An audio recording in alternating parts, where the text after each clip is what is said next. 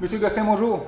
Bonjour. Bonjour, Tendance les vins et on va parler d'une problématique en fait qui est en hausse. On parle de l'itinérance à Drummondville. Bien sûr, bien sûr. Écoutez, si on recule à peu près de là, à peu près 5 ans, là, le phénomène d'itinérance était pas mal avec les mêmes personnes. On voyait un peu les gens passer. Oui, on avait du situationnel, mais on réglait ça assez vite, surtout que là, quelques années, on avait beaucoup plus accès à des logements. Présentement, il y a des raisons à ça, mais présentement, là, on est à peu près une soixantaine là, qui se promènent dans la ville. Même nous autres, depuis le 1er avril, là, on a 134 nouvelles personnes qui ont utilisé là, juste l'unité de débordement là, à l'intérieur de Saint-Louis.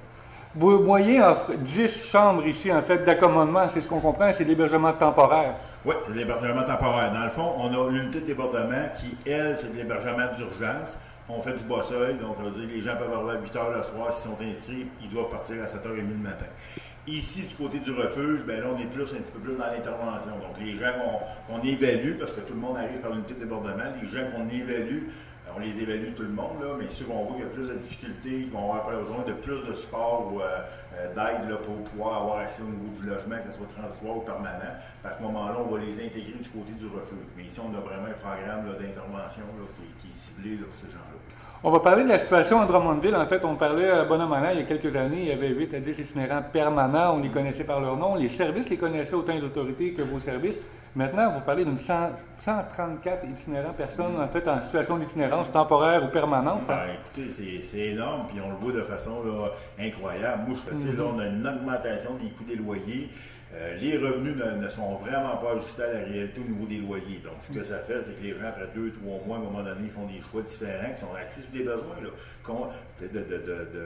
de manger, de pouvoir s'habiller, puis tout ça. Fait qu'à un moment donné, ils doivent faire un choix entre payer mon loyer ou sinon, je m'en mourir de faim, là, pratiquement. C'est une réalité. En fait, on va parler de l'habitation. En fait, on parle d'HLM souvent, mais on va parler d'habitation en fait, à prix modique et en même temps, prix raisonnable, on va se le dire aussi. L'aide sociale offre Bonhomme-Anna 700 $ par mois à peu près. À peu près. On est autour de 650. En ce moment, là, les chambres, là, on tourne autour de, je vous dirais, la chambre la moins chère en ce moment est 380. On va tourner jusqu'à 450, tout compris, bien sûr. Là. Mais à 450, avec un chèque de 650, le calcul est assez rapide. Là. Il reste 200 $ pour le mois. Là. Donc, le commun des mortels, là, moi, personnellement, juste faire l'épicerie, ça me coûte ça 150 par semaine. Donc, tu sais, on s'en va vers... Dans le fond, ce qu'on fait, c'est qu'on s'en va vers encore plus d'itinérance. Parce que les gens ne seront pas capables de supporter les coûts qui sont rattachés au fait d'avoir un logement. En fait, c'est ça qu'il faut comprendre. Et c'est difficile de trouver ces logements-là. Vous en avez quelques-uns à ces prix modiques-là, on va le dire, mais c'est pas la réalité là aujourd'hui. Bien là, en ce moment, je vous dirais qu'on n'a pas nécessairement accès au logement, mais on a accès à des programmes pour favoriser l'intégration en logement. Donc, on appelle ça des programmes de supplément au loyer. Il y en a en urgence, il y en a en régulier. Donc là, on réussit avec ça à travailler avec les propriétaires pour être capable de placer nos gens, mais ça prend du suivi avec ces gens-là. On ne peut pas les laisser là, comme ça, bang bang, puis tu barres la porte, puis c'est fini. Il faut les aider. Fait qu'on est là-dedans. Ces personnes-là ont une réalité également. On parle souvent de problèmes de santé mentale, de toxicomanie, de dépendance, et en même temps, le fait d'être seul en appartement, dans une chambre comme ça offre aussi ses inconvénients. Là. Ils se ramassent là à court de c'est sûr, on parle d'isolement. On tombe en situation d'isolement à ce moment-là. C'est pour ça que nous autres, on essaye de faire des suivis, puis de les intégrer à des suivis qui sont dans la communauté aussi, là, soit avec le CIM ou le CIR. Pas tant au niveau des ennuyés, mais au moins s'assurer qu'il y a de la stabilité. Puis après ça, on essaie de travailler avec eux justement pour qu'ils socialisent un peu plus, qu'ils sortent de leur environnement, qu'ils passent à la table populaire pour aller manger, qu'ils aillent faire un tour à la pierre au centre de jour là, le matin puis l'après-midi. Donc, on veut que les gens, parce qu'on le sait, si les gens restent dans l'isolement, restent enfermés, tôt ou tard, ça va repartir. On va venir à la même place. On va parler de deux problématiques qu'on voit de plus en plus. Cet été particulièrement, c'est criant. Drummondville est rendu un camp ouvert pour certains endroits. On voit une dizaine d'endroits faciles où les gens ont élu domicile avec des campements de fortune.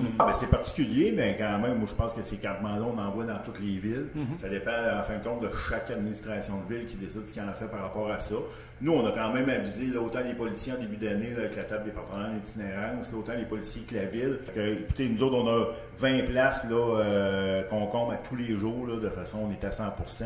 Donc, les gens qui appellent, puis que là, à ce moment-là, on n'est pas capable de les placer au niveau de l'unité unité de débordement, bien, il faut qu'ils trouvent des solutions. Puis vu qu'il y en a de façon plus importante, bien, qu'est-ce qu'ils font? Ils se réunissent ensemble, puis ils essaient de se trouver une place, un endroit qui est un peu caché. Et ça, c'est extrêmement dangereux. On s'entend que dans une ville comme ici, bien, si tu as des difficultés avec un ou deux ou trois propriétaires, c'est pas trop long que tu es fiché. Hein? Fait que là, tu n'as plus accès vraiment au niveau du logement, tu as de la difficulté. Ça prend des choses importantes pour avoir un logement. Ça prend de l'argent, ça prend un travail, ça prend un crédit. C'est toutes des choses qui n'existent pas pour les gens avec qui on travaille, nous autres. Fait que, il faut travailler sur des programmes, sur des aides pour être capable d'avoir accès au logement. Nous autres, on a développé un pré-bail qu'on appelle. Donc, ça veut dire qu'on s'engage, nous autres, comme organisme, à signer le bail pour les 3 premiers mois. M. Gosselin, l'Ense-à-Lévent a des intervenants. Évidemment, des coûts rattachés à ça. Et les besoins sont autant pour les gens dans la rue que les besoins ici. Ah, mais c'est clair. Je veux dire, l'aide qu'on offre aux gens dans la rue, il faut qu'elle soit financée à quelque part, cette aide-là. Et on parle aussi des ressources humaines, mais là, on parle aussi de la bâtisse. Tu sais, nos gens, des fois, sont un petit peu désorganisés, vont briser des choses. Il faut les remplacer de façon quotidienne. L'épicerie aussi, on pense à ça, là, mais présentement, on a une augmentation d'à peu près 20% de le coût de l'épicerie, avec du financement qui était calculé là, presque 10 ou 15 ans. Fait que, écoutez, on est vraiment dans une situation qui n'est pas évidente sur le plan financier, comme de raison. Mais là, on parle vraiment au niveau du refuge. Au niveau du refuge. Le financement de l'autre unité de débordement, celle-là, c'est quand même un financement correct, mais ça reste quand même qu'on ne fait pas de miracle, on fait juste offrir de l'hébergement. Et la solution, c'est pas l'hébergement d'urgence, la solution, c'est le logement. C'est simple de même. M. Gosselin, des solutions, il va falloir en trouver, il va falloir qu'il y en ait mis de l'avant. Qu'est-ce que vous attendez? Qu'est-ce que vous proposez? Bien, c'est sûr qu'une augmentation du financement, là, à la base, là, va nous aider là, à être capable de continuer la mission. Ça, c'est une première chose, hein, parce qu'il faut la continuer, cette mission-là. Deuxièmement, bien, selon nous autres, la solution se trouve dans le logement. Que ce soit du logement abordable ou du logement à prix modique, il faut que ça se trouve dans le logement. T'sais, quand on place les gens et qu'on les stabilise au niveau du logement, c'est là qu'on voit des choses intéressantes qui peuvent avancer. Sans logement, ben, on va remplir nos places, mais les gens ne pourront pas ressortir. Fait qu'à un moment donné, l'output, s'il ne se fait pas, il ne se fait pas. Donc, on est vraiment là-dedans.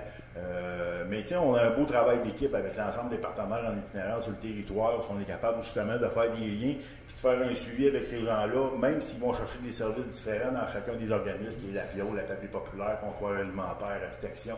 Bon, et j'en passe, là, les partenaires au niveau là, de l'itinérance. Donc, de continuer à travailler de cette façon-là. On est en train aussi d'augmenter le nombre de places à Victoriaville, là, de 10 places là, à partir du 1er octobre, pour avoir un 10 places supplémentaires en Bosseuil, qui est vraiment une autre unité de débordement, pour être capable de voir c'est quoi la mouvance qui se passe au niveau de l'itinérance, puis comment on peut aider les gens de façon le plus efficace possible. Mais comme on dit, il y a un prix à ça. Hein? Il y a toujours un prix à ça. Puis on est dans cet enjeu-là, ça c'est clair. Donc on va souhaiter que les enjeux, qu'en fait que le financement vienne du municipal, en fait de nous parler du gouvernement également. On invite les gens à aider l'organisme directement. C'est une autre façon d'aider plus localement, mais en même temps c'est important de soutenir. Clairement qu'au niveau du programme des soutiens aux organismes communautaires, on a besoin là, vraiment d'être entendu et qu'on soit capable d'améliorer les conditions pour pouvoir permettre de continuer à aider les gens. Excellent. M. Gosselin, merci beaucoup. Ça fait plaisir. Bonne journée.